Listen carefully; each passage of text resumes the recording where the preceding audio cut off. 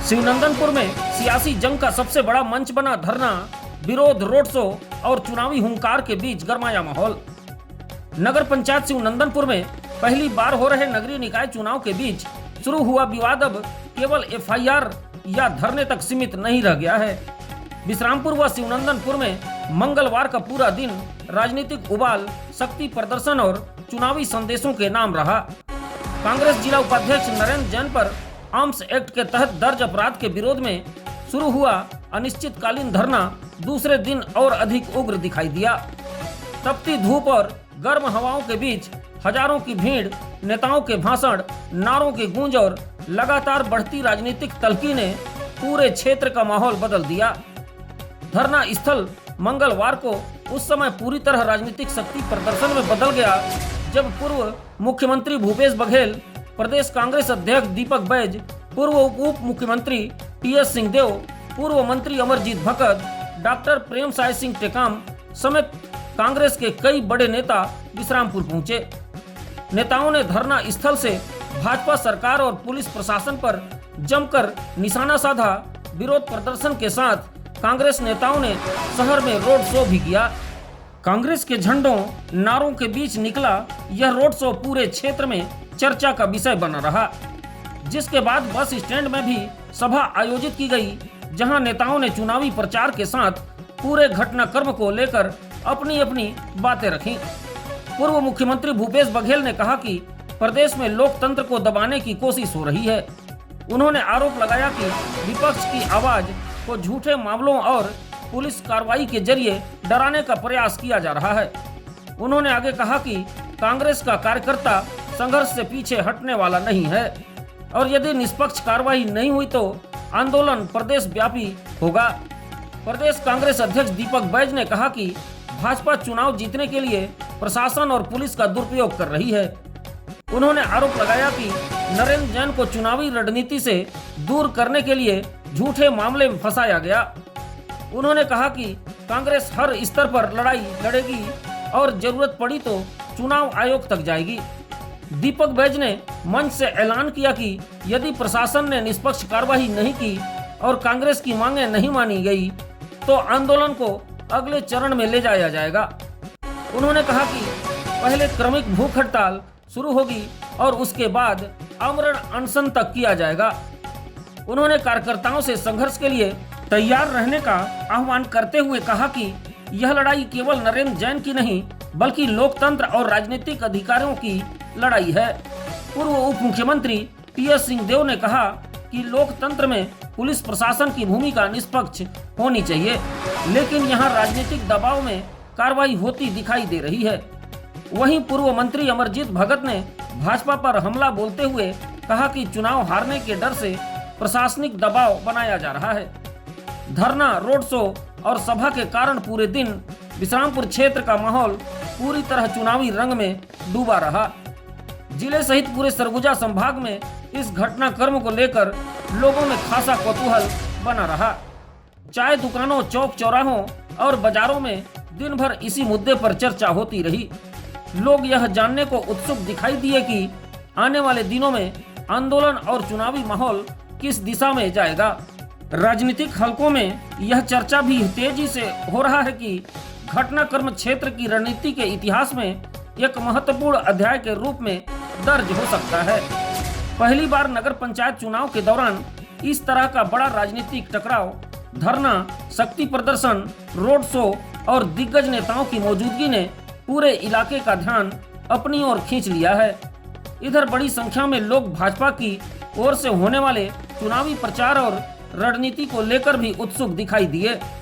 कांग्रेस के आक्रामक तेवरों के बाद अब लोगों के निगाहें भाजपा की अगली राजनीतिक चाल पर टिक गई है। विश्रामपुर की सियासत में फिलहाल हर सड़क, हर चौक और हर चर्चा का केंद्र यही आंदोलन बना हुआ है। कांग्रेस नेताओं के अनुसार शनिवार की रात भाजपा कार्यकर्ता मित्तल पांडे नरेंद्र जैन के निवास पहुंचे और उन्हें उकसाने का प्रयास किया। इसके बाद रविवार को रात नरेंद्र जैन अपने प्रतिष्ठान के सामने कांग्रेस प्रत्याशियों के पक्ष में मतदान की अपील कर रहे थे।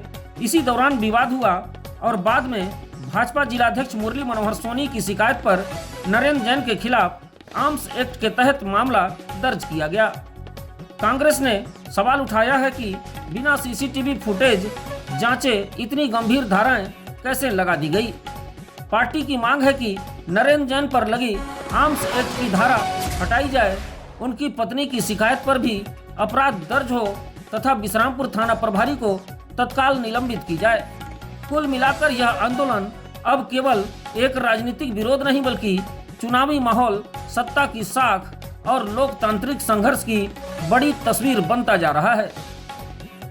जो बात आ रही है, जो बात आती है कि कहां तक जाएगी ये बात। मीडिया के साथ ही सवाल पूछते हैं कि अभी आप लोग धरने पे बैठ गए, अब क्या करेंगे। पूर्ण तरीके से शांतिपूर्ण उद्देश्य को लेकर कांग्रेस का धरना प्रदर्शन है, तो ये कहां जाएगा, इसका अंजाम क्या है। अगर आपकी बात नहीं सुनी जाएगी तो अब आप क्या करेंगे। आप धरने पे बैठे हैं तो 1 साल तक धरने पे बैठे रहेंगे क्या? आप 2 साल तक धरने पे बैठे रहेंगे क्या?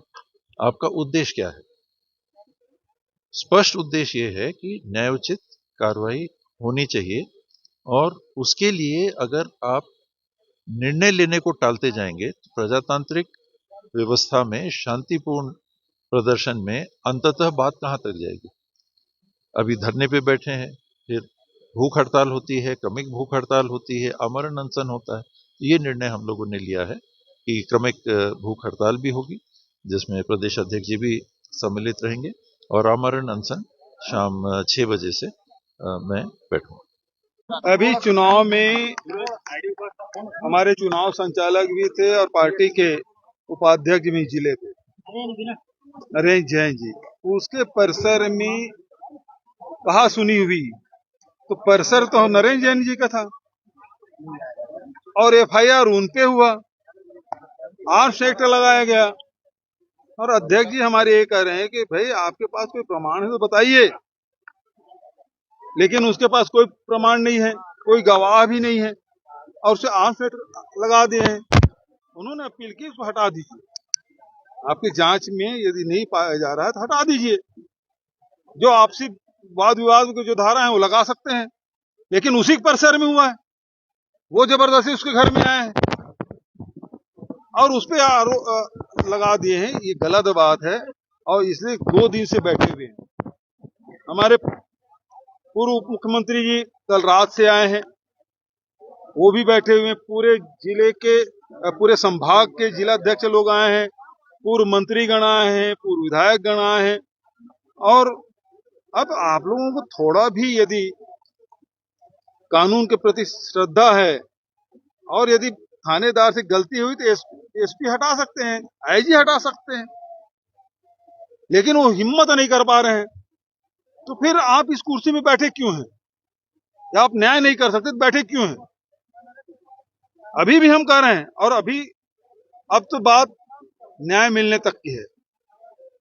न्याय मिले इसलिए हमारे अध्यक्ष जी ने घोषणा की वो भूख हड़ताल में बैठेंगे। टी.एस. सिंहदेव जी ने कहा वो आमरण अनशन में बैठेंगे।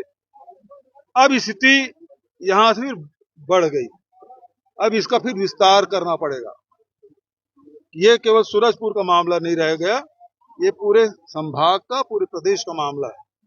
और यदि इस प्रकार से अन्याय अत्याचार कर रहे एक संगठन के, पार्टी के उपाध्यक्ष के खिलाफ